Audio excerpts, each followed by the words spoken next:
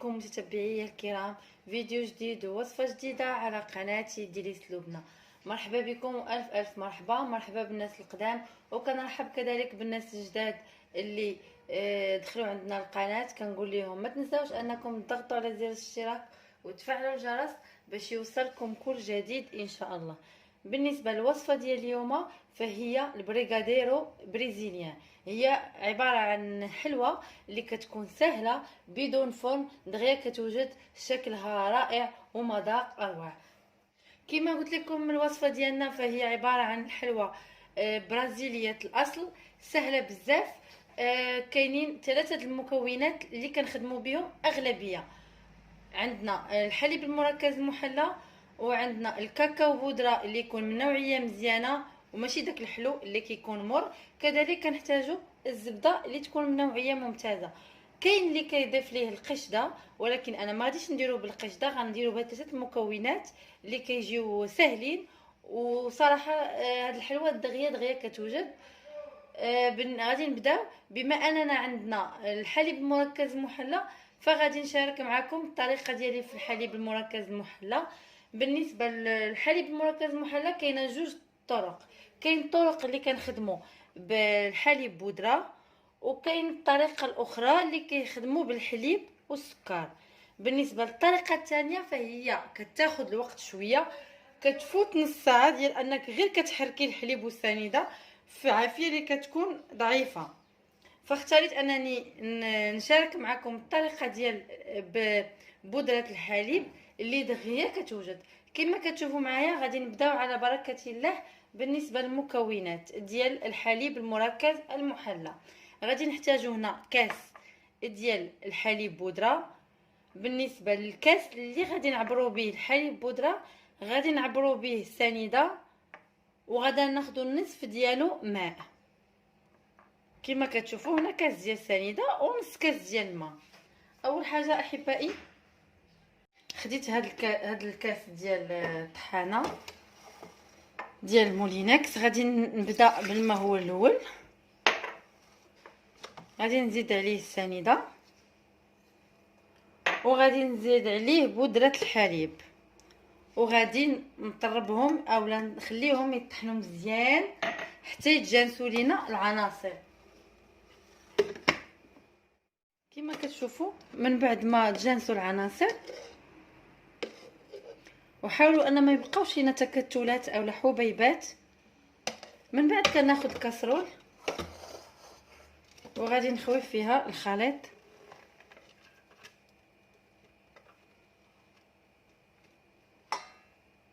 من بعد ديتو فوق البوطه على نار تكون قل من متوسطه، وغادي نبقى نحركو مره باش ما يتلصقش ليا، ونخليه حتى يولي لينا كثيف. من بعد بغيت نوريكم القوام ديالو كيفاش كيولي. فهنا قريب يوجد لينا تقريبا ما كتفوتش واحد 5 دقائق وكنحصلوا على هذا القوام. من بعد البنات خصكم تبقاو تحركوا، ما تحيدوش يديكم تحرك، حركوا بسباتولا اولا اللي كان عندكم. كما كتشوفوا فهو بدا يتكتف لينا. صافي غنبقى غير واحد شويه ونطفي عليه، واحد 3 دقائق ونطفي عليه. وهذا هو القوام ديال الحليب المركز المحلى ديالنا. الا بانوا لكم انه فيه شي تكتلات فتقدروا ديروا صفايه وتصفيوه. وكان هذا هو الحليب المركز ديالنا. شوفوا معايا كيفاش كيجي، ما كاينش فرق بينه وبين اللي كيتباع جاهز. ودابا غادي ندوزو نحضروا البريغاديرو بريزيليان. كنحتاجو كما قلنا 3 المكونات. الحليب المركز المحلى غادي ناخذ 400 غرام. فاصلا فعطاني هاد القرعه وعطاني نص ديال هاد القرعه، غادي نعبر منه 400 غرام فقط. في كل 400 غرام ديال الحليب المركز المحلى كنحتاجو 3 المعلقات كبار ديال الكاكاو المر، وكنحتاجو معاه معلقه كبيره ديال الزبده. خديت كاسرول، غادي ناخذ الحليب المركز كما قلت لكم. غادي ناخذ 400 غرام، غادي نعبر 400 غرام فالكميه اللي حضرت ديال الحليب مركز محلى جات نيشان، جاتني 400 غرام نيشان. من بعد غادي ناخذوا الكاكاو اللي هو 3 المعلقات عامرين، ضروري ما نصفيهم باش ما يجيوناش تكتلات من بعد. صافي، وغنوضعوا الكل فوق النار اللي تكون نار خفيفه بزاف، وبطبيعه الحال مع التحراك المستمر ما نحيدوش يدينا على الكاسرول. هانتوما غادي تشوفوا معايا. صافي، من بعد شعلت البوطه على نار خفيفه بزاف، غادي نبقى نحرك، نحاول انني نخلط الكاكاو مع الحليب المركز المحلى.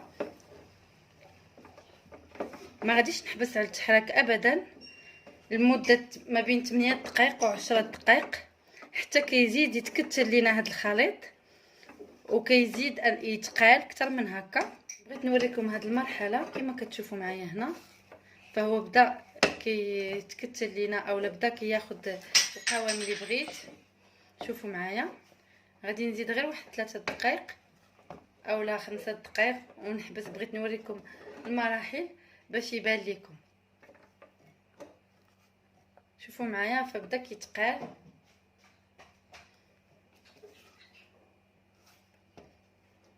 كما قلت لكم دائما مع التحرك راه يتحرق لكم ويضيع لكم الخليط. من بعد البنات كنحصلوا على، شوفوا معايا، ملي كتبغيو انكم تمسحوا الكاسرول فما كيتمسحش معاكم، كيكون هذا هو القوام ديال البريغاديرو كما كتشوفوا معايا. من بعد غادي نضيفوا الزبده. صافي، وغادي نخلطوا باش تذوب لينا هنايا في الكاسرول.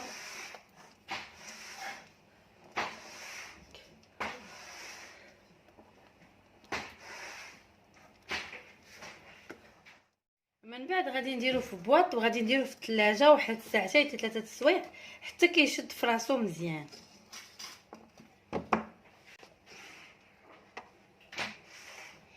كما كتشوفوا معايا فبصعوبه كنحيدو من الكاسرول.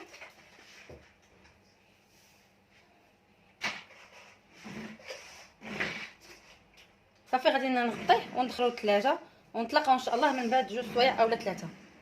كما كتشوفوا معايا من بعد ما خرجتهم من الثلاجه، شوفوا معايا كيولي يابس شيئا ما. غادي ناخذ شويه ديال الزبده نديرها في يديا، غير نتاكد انه باش ما يلصقش معايا البريغاديرو في يديا. صافي، كناخذ معلقه، كناخذ واحد لا كونتيتي كما كتشوفوا كيفاش كيجي. صافي، كنحاول انني نشكلو على شكل كروي.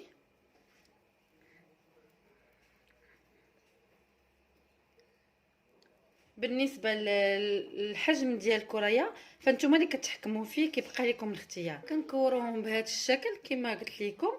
كنحتاجوا هنايا الاشياء اللي كنزينوا بها. هنايا عندي لي فيرميسيل بلون، هنا الغوز، هنا هاد العقيقات ديال الشوكولا، العقيق ديال التزيين. كيبقى لكم الاختيار، تقدروا تزينوهم غير بالكاكاو فقط، تمرغوهم في الكاكاو. بالنسبه لي انا غنستعمل هاد الكويغطات هادو. صافي، من بعد كنحاول انني نمرغها هنايا كما كتشوفوا.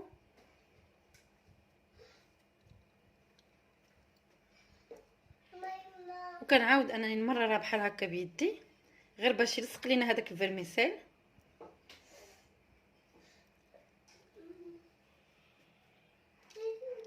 من بعد غادي نديرها في الكويغط ديالي بهذا الشكل كما كتشوفوا معايا.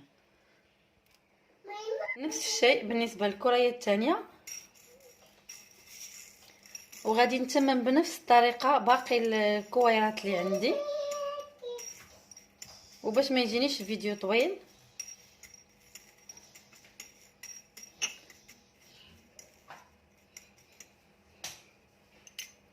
كما كتشوفوا كنعاود نمررهم بحال هكا بيدي غير باش يلتصقوا، وإلا كانت شي بلاصه ما فيهاش.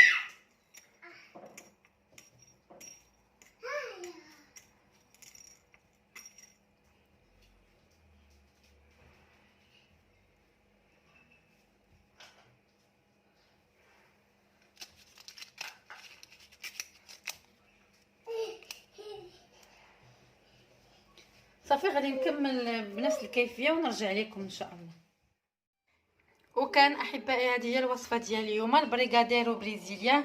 كيجي رائع، مذاق ديالو اروع والشكل ديالو مميز، سهل في التحضير، بدون فرن، كيوجدوا دغيا وكتعمري بهم الطبيله. فكره من افكار تقدري تعمري بهم الطبيله ديالك بدون عناء بطبيعه الحال، وبمقادير جد بسيطه. ثلاثه المكونات ساهلين في متناول، كتقدري توجديهم بسرعه كما قلت لكم. كنتمنى تعجبكم هذه الوصفه ديال البريغاديرو، هي وصفه مميزه كما قلت لكم، كيحضروها البرازيليين بزاف. وكذلك كاين حتى الكيك ديال البريغاديرو، حتى هو كيكون بالحليب المركز. ان شاء الله نشاركوا معكم ان شاء الله في وصفات مقبله ان شاء الله.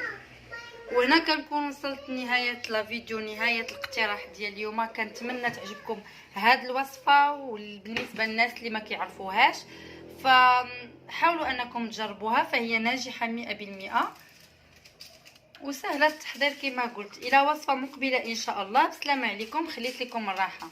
ما تنساوش بالنسبه للناس اللي اول مره كيلتحقوا بالقناه ديالي، فما تنساوش انكم تضغطوا على زر الاشتراك وتفعلوا الجرس باش يوصلكم كل جديد ان شاء الله. بسلامه عليكم.